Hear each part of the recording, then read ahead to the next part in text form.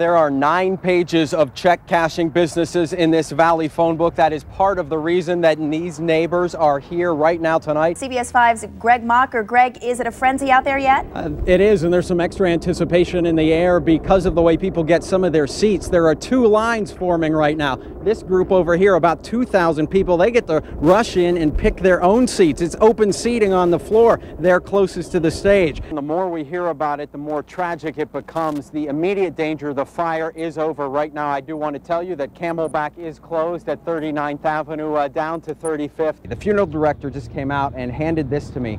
It is the memory card that people who go inside are given. It shows the Liberty Bell and the flag on the outside, and then on the inside this falls out, and it's a packet of wildflower seeds, and they ask you to plant these in honor of Dave Uribe. The funeral services will be tomorrow when the procession leaves from here.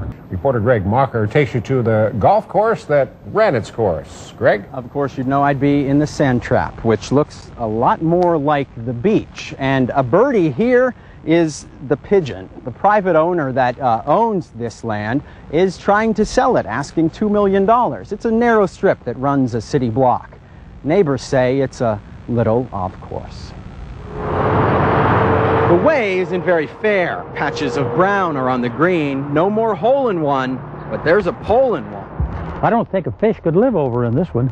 Bill Watkins lives next to the Villa Monterey golf course. Golf balls are on the ground, but the last round was 2 years ago. The 9-hole course is separate from the neighborhood, but at the corner of Camelback and Hayden in Scottsdale, it does play a part in their view.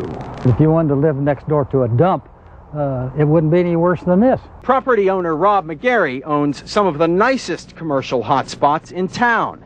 He thinks these neighbors got used to golf. Talking off camera with me today, he describes this as natural. It is in a floodplain. Neighbors reference their contract. And it requires that the property that was a golf course to be maintained like other golf courses in the Scottsdale, Arizona area. Scottsdale Council could vote next week to buy it or condemn it for a park. A judge should rule this week on a series of tickets written to the owner for its appearance. In Scottsdale, Greg Mocker, CBS 5 News. And right now, Valley Police are looking for the suspect vehicle, a gold sedan 4-door, from that car that got away. Witnesses say they saw a man roll out and roll across these lanes of traffic. Phoenix police didn't pull over the driver of this Mustang tonight. A man dumped out of a moving vehicle, stopped the Mustang and the rest of the traffic along Bethany Home at 56th Avenue. Oh, we didn't even know that. No, I didn't know that. We just thought he had been shot, but we didn't hear the gunshots. Glendale police say the man was shot in the back and dumped into oncoming westbound traffic on Bethany Home, then accidentally run over by that Mustang. This is unusual circumstances where a guy's actually shot, thrown out of a vehicle, and still actually been able to talk to the police officers when they got here.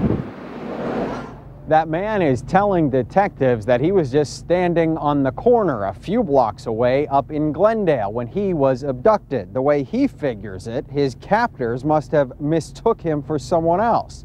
Detectives say they're checking on his story. We'll check in with them tomorrow. Live in Phoenix, Greg Mocker, CBS 5 News. And not only is this the memorial site, it is also the scene of the crime. Some family members shared their pain here tonight, and I learned something touching about Officer Uribe just by taking a closer look. Among the flowers and light and signs of love, there's a personal and fitting tribute. A couple boxes of toothpicks. Officer Dave Uribe was known to always have one in his mouth, says his father-in-law. He was a wonderful father, a wonderful husband, and to me, more like a son than a son-in-law. Jim Givens is a retired Phoenix police officer himself. He wants to talk to the suspect that made this memorial necessary. And I'd just like to say to the person who killed Dave that you have no idea the devastation that you've wreaked on so many innocent lives. And I don't know why you killed him, but it just wasn't worth it. It just wasn't worth it. Back here live as members of the Phoenix police have come by as they drive by even. I've noticed they briefly turn on their lights as a sign of honor here. Givens says his daughter-in-law, now Officer Uribe's widow, is a strong woman, but this has tested them to the core. they say they have found some comfort here. Live in Phoenix, Greg Mocker, CBS 5 News. These home drug test kits have been available for sale at Valley grocery stores. A few drops of urine reveal the presence of marijuana, opiates, heroin, cocaine, or methamphetamine. Tonight, some parents got one for free at this Valley middle school. And I've told them, I'm going to have this. Anything comes up, anytime I'm suspicious or wondering, I can use this. 7th grade parents at 2 Paradise Valley schools are helping test the first of its kind program. Free kits from First Check, affiliated with the Valley-based website notmykid.org, a resource to fight substance abuse. But we really need to have the parents have the education and start the conversation. It shouldn't just be coming from the schools. We're kind of the reinforcers. For us, it's just more of just having it there on the shelf kind of a thing. Ruth Seathaler brought her 7th grade daughter to the meeting. She and her family have already had the talk. My son, being 16, is a little bit more leery about the privacy issue, of course. But he's just going to have to get over that. Next Tuesday, there is another giveaway at Desert Shadows Middle School in Paradise Valley. This is the district that already randomly drug tests its students in extracurricular activities. By fall, the company hopes to take the program for 7th grade parents nationwide.